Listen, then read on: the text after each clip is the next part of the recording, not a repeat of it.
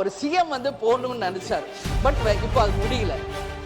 CM அவர் சொல்றாரு பேசுறப்ப நான் கேட்டேன், அப்படி போய் அவமரியாதை ஆயிட்டா அதனால அப்படின்னு சிந்திச்சாங்க. உங்களுக்கு ஒரு தமிழ்நாட்டின் சிஎம் வேற ஸ்டேட்டுக்கு அனுப்பிட்டு உங்களுக்கு ஒரு தலைகுனிவு வரை இந்த தமிழ்நாடு பொறுத்துக்குமா? நாங்க எல்லாரும் சும்மா இருப்போமா? உங்களுக்கு அப்படி ஒரு தலைகுனிவு வந்தால் ஒட்டுமொத்த தமிழ்நாடும் வெகுண்டெழும். எங்கள் முதல்வரை அவமதிப்பதற்கு எந்த அதிகாரமும் கர்நாடகாவுக்கு இல்லை என்று